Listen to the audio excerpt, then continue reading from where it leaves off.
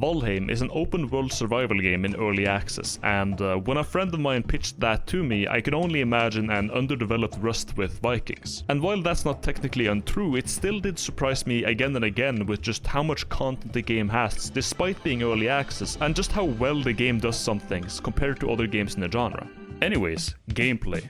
When you're finished creating your masterpiece character, you'll immediately get the setting of the game, which is essentially a one-page essay about how Odin wants you to commit murder. Then you drop off the battle bus and straight into Sweden, and from there on you punch some trees, you collect some rocks, you make some tools, and you just progress through the tech tree for a little bit until you have a nice little shed in the middle of the woods. From there on you go exploring some more, and you find some new materials, you find some new biomes, and you find some new enemies. And this is probably the part of the game where you will encounter the combat system. The combat system of Valheim is not very deep, but it's deep enough.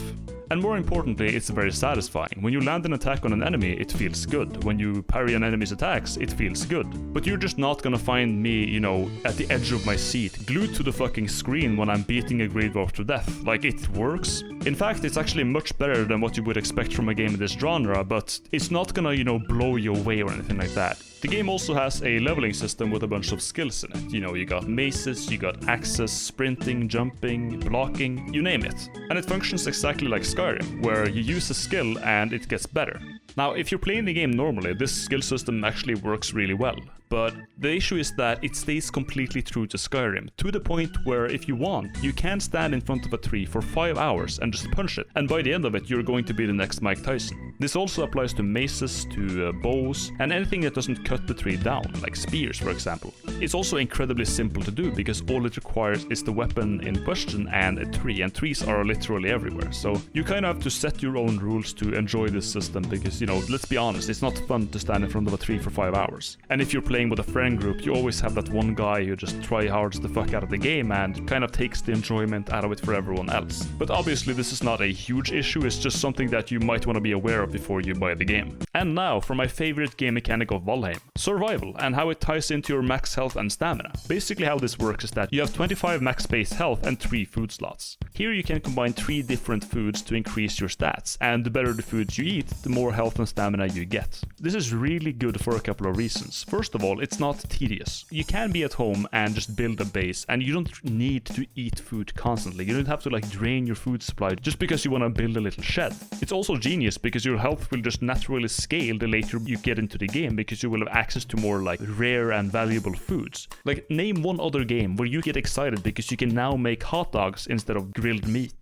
And then we have the visuals. Visually speaking, the game looks like Fortnite, and by all means, that's a good thing. If there's one thing I liked about Fortnite, it was, you know, the clear art style, the vibrant colors, the beautiful sunsets and sunrises. So the game visually is a treat to look at. And when it comes to the graphics themselves, it's kind of a mixed bag. Basically, in some areas, the graphics are very detailed, but then you look at a furnace or a boat and it looks like fucking PS1 Floppa. Personally, I like it, but I can see why some people wouldn't. Now, if you buy the game, here's what's gonna happen. You launch the game, you make your character, you lose track of time, you stop going outside, you forget to eat, and then you make it to the 3rd boss and realize there's no more content. Now, to be fair, there are 2 more bosses, but there's no content in between.